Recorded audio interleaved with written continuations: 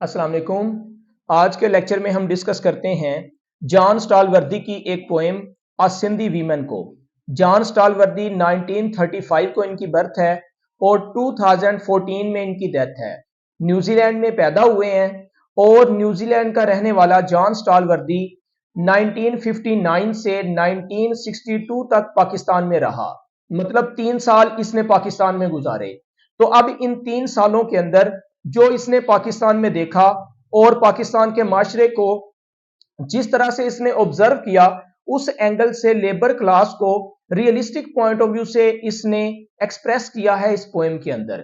जैसा कि एक सिंधी वीमेन के बारे में, एक औरत के बारे में जो कराची की गलियों के अंदर घूमती फिरती है और वो काम काज करती है और अपनी जिम्मेदारियां पूरी करती है गुर्बत के अंदर, तो उसकी तस्वीर कशी करते हुए उसने इस पोएम में जाहिर किया है। सबसे पहले इस पोएम की टेक्स्ट को डिस्कस करेंगे, उसके बाद जो फिगर ऑफ स्पीच इस पोएम में यूज हुई हैं उनको देखते हैं। तो स्टार्ट करते हैं। बेयर फुट, बरहना कदम, मतलब बरहना पा, नंगे पांव जिसे हम कहते हैं। थ्रू द बाजार, बाजार में से, नंगे पांव बाजार में से। And with the same undulant grace, और लहराते हुए वकार के साथ। एंड विद द सेम, और इसी तरह के अनड्यूलेंट, लहराते हुए, ग्रेस, वकार के साथ। As the cloth blown back, जैसा कि कपड़ा पीछे हटता है। फ्रॉम हर फेस, उसके चेहरे से। मतलब वो वकार, जिस वकार से वो चल रही है, उसी वकार से जैसे कि कपड़ा पीछे हटता है उसके चेहरे से। शी ग्लाइड्स, वो वैसे ही चलती है, कपड़े के पीछे हटने के साथ साथ वो चलती है। ग्लाइड्स का मतलब है खरामे खरामे चलना। विद अ स्टोन जार, कैसे चल रही है? एक स्टोन जार को, एक पत्थर के मर्तबान को अपने सर पे उठाए। हाई ऑन हर हेड, अपने सर पर, बुलंदी पर उसने वो मर्तबान या जार जो है वो उठाया हुआ है। हाई ऑन हर हेड मतलब उसने सर पे जो है वो मर्तबान रखा हुआ है और वो खरामे खरामे बावकार अंदाज में बड़ी शानो शौकत के साथ और बड़ी अजमत के साथ चलते हुए जा रही है और उसकी चाल के अंदर बहुत ज्यादा ग्रेस नजर आ रही है, वकार नजर आ रहा है। नेक्स्ट अगर हम 6 लाइन को देखें, and not a ripple in her trade, उसकी चाल में कोई डगमगाहट नहीं। रिपल डगमगाहट को कहते हैं, ट्रेड चाल को कहेंगे। मतलब जब वो चलती है तो उसमें कोई डगमगाहट नहीं है। वाचिंग हर क्रॉस इरेक्ट, उसे देखा गया कैसे? क्रॉस इरेक्ट, बिल्कुल सीधा। इरेक्ट कहते हैं 90 के एंगल को। मतलब वो उसे जब देखा तो वो बिल्कुल 90 के एंगल पे ऐसे सीधी खड़ी थी। Stone, garbage, excrement and crumbs. Stone पत्थरों को कहते हैं, गार्बेज कूड़ा किरकट को कहते हैं, गंदगी के ढेर को।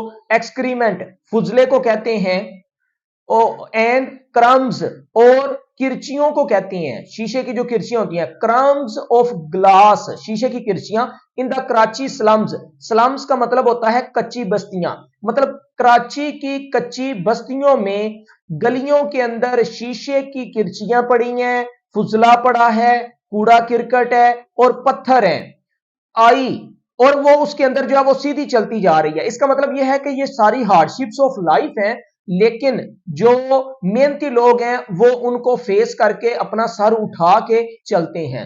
तो नेक्स्ट पॉइंट कहता है, आई विद माई स्टूप, मैं अपनी झुकी हुई कमर के साथ। स्टूप का मतलब है झुकी हुई कदम। रिफ्लेक्ट, सोचता हूं।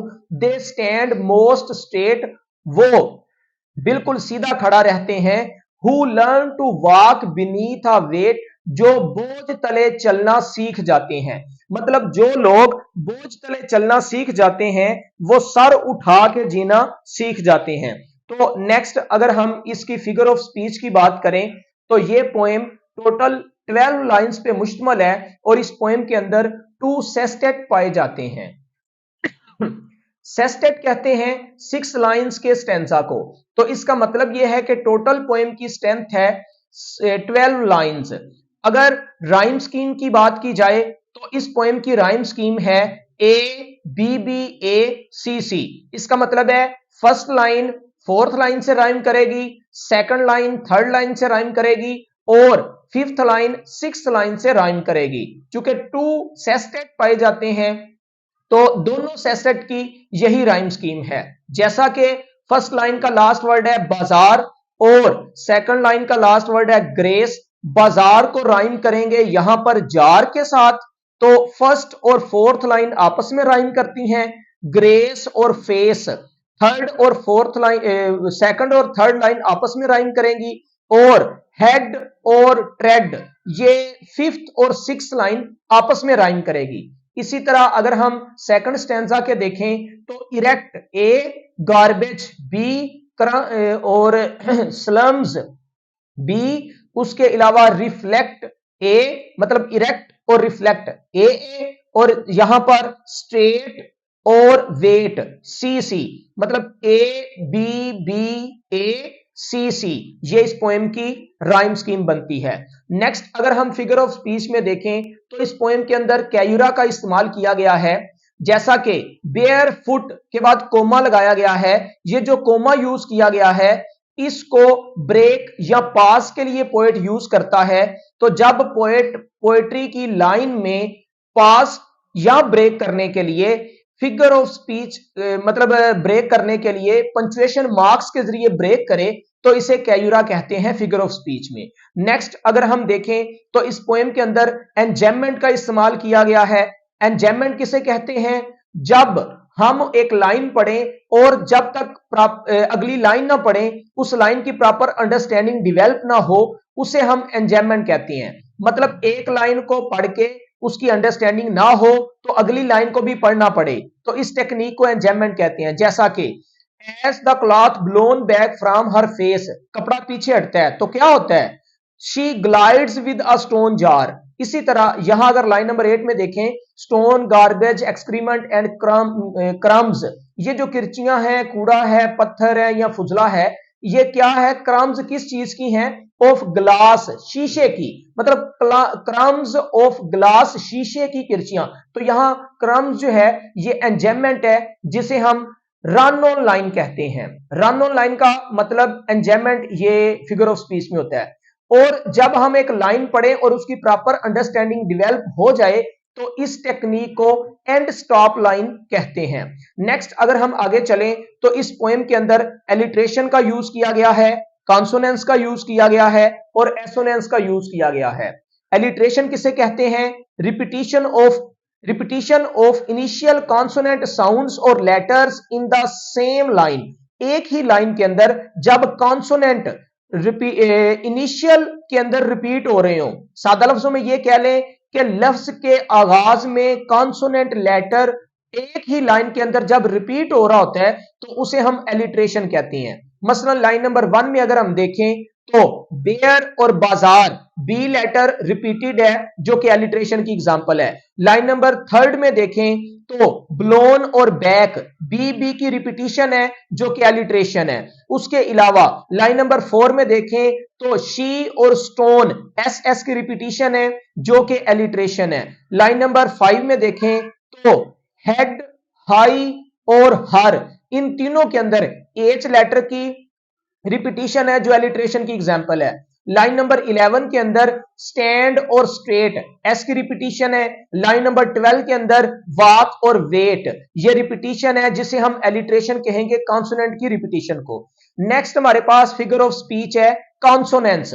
कॉन्सोनेंस कहते हैं रिपीटिशन ऑफ कॉन्सोनेंट वर्ड और लेटर्स इन द एंड और in the middle of the word, लफ्ज के दरमियान या एंड में जब कॉन्सोनेंट रिपीट हो रहा हो। मतलब एलिट्रेशन में लफ्ज के स्टार्ट पे लफ्ज जो है वो मतलब लेटर रिपीट होते हैं, लेकिन कॉन्सोनेंस में एंड पे या दरमियान में भी वर्ड जो है कॉन्सोनेंट लेटर्स रिपीट होते हैं, तो इसको हम कॉन्सोनेंस कहते हैं।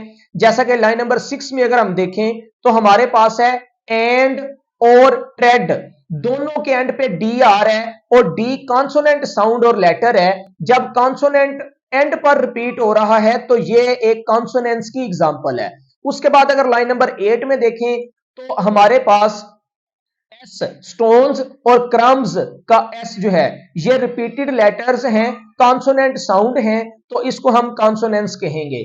इसी तरह लाइन नंबर 9 में अगर हम देखें तो ग्लास और स्लम्स एस की रिपीटिशन है और ये लास्ट पर है, इसका मतलब कॉन्सोनेंस है। इसी तरह लाइन नंबर 11 में देखें तो हमारे पास most straight T letter repeated letters हैं जो कॉन्सोनेंट है, तो हम इसे कॉन्सोनेंस कहेंगे। नेक्स्ट लास्ट वन है एसोनेंस। एसोनेंस कहते हैं रिपीटिशन ऑफ वाउल लेटर्स और sound in stress syllable. Stress syllables के अंदर जब वाउल लेटर्स रिपीट हो रही हो तो उन वाउल्स को एसोनेंस कहते हैं। जैसा कि लाइन नंबर 1, 2, 3, 4, 5, 6, 7, 8, 11, 12 के अंदर एसोनेंस की एग्जांपल मौजूद है। लाइन नंबर 1 में अगर हम देखें तो बेयर के अंदर ए और बाजार के अंदर ए, ये वाउल लेटर जो है वो रिपीट होते हुए नजर आ रहे हैं। इसी तरह अगर लाइन नंबर 2 में देखें तो अनड्यूलेंट के अंदर ए और ग्रेस के अंदर ए, रिपीटेड लेटर वाउल साउंड हमारे सामने मौजूद है। लाइन नंबर 3 के अंदर क्लॉथ और ब्लोन ओ जो है ये रिपीटेड लेटर और फ्रॉम के अंदर भी ओ, बैक के अंदर और फेस के अंदर भी ए लेटर रिपीटेड साउंड। इसी तरह लाइन नंबर 5 में देखें तो हर और हेड ई लेटर जो कि वाउल साउंड है रिपीटेड है, इसे एसोनेंस कहेंगे। अगर नेक्स्ट लाइन नंबर 6 में देखें तो हमारे पास रिपल इन आई जो है वो रिपीटेड साउंड है। इसी तरह लाइन नंबर 7 में अगर हम देखें तो हर इरेक्ट ई लेटर हमारे पास रिपीटिशन के तौर पर आ रहा है, तो चूंकि ये वाउल है तो इस वजह से ये एसोनेंस कहलाएगा। इसी तरह यहां स्टोन्स भी है, गार्बेज भी है, एक्सक्रीमेंट ई लेटर रिपीटेड हो रहे हैं 8 नंबर लाइन में। अगर 11 नंबर बात की जाए तो हमारे पास स्टैंड और स्ट्रेट ए लेटर जो वाउल साउंड है रिपीटेड है, जिसे हम एसोनेंस कहेंगे। और लास्ट पर हमारे पास 12 लाइन के अंदर हु और टू ओ लेटर रिपीटेड है जो कि वाउल साउंड है, जिसे हम एसोनेंस कहेंगे। तो ये थी हमारी Sindhi women. Thank you for watching this video. अस्सलाम वालेकुम।